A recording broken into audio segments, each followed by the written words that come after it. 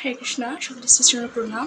তো মর্যাদা পুরুষোত্তম শ্রী রামচন্দ্রের শুভ আবির্ভাব তিথিতে সনাতনী স্বেচ্ছাসেবী ফাউন্ডেশনের দ্বিতীয় বর্ষ পূর্তি উপলক্ষে সকলকে জানাই কৃষ্ণপ্রীতি শুভেচ্ছা।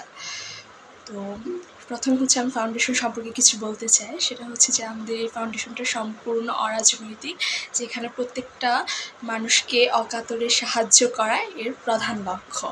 যে মানুষ সেবায় সর্বদা নিয়োজিত থাকা এবং আমাদের সনাতন ধর্মের যে কালচার শিক্ষা সেটাকে নিয়ে চলা এবং প্রত্যেকটা মানুষের বিপদে পাশে দাঁড়ানো।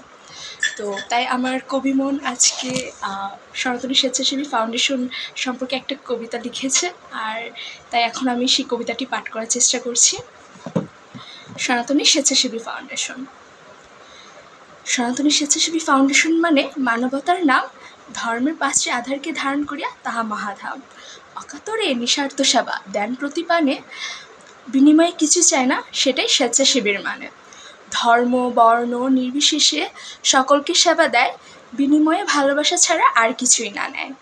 অসহায় মানুষের পাশে দাঁড়ায়, অনাহারে থাকলে তাদের খাবার যোগায়।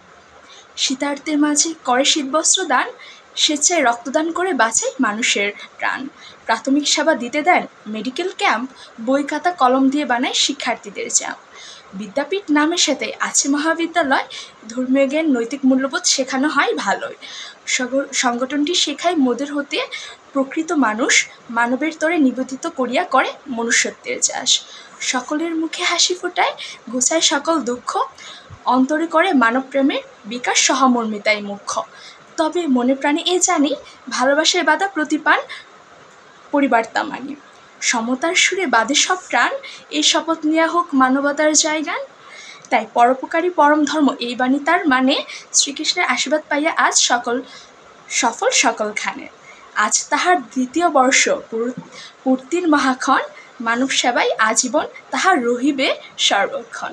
তো সবাইকে আবারও সনাতনী স্বেচ্ছাসেবী ফাউন্ডেশনের দ্বিতীয় বর্ষ পূর্তি উপলক্ষে শুভেচ্ছা জানাচ্ছি, এবং তৃতীয় বর্ষ পদার্পণে আমরা যেন আরও বেশি করে মানব সেবায় নিয়োজিত থাকতে পারি। সবাই আমাদের জন্য কৃপা আশীর্বাদ করবেন। হরে কৃষ্ণ।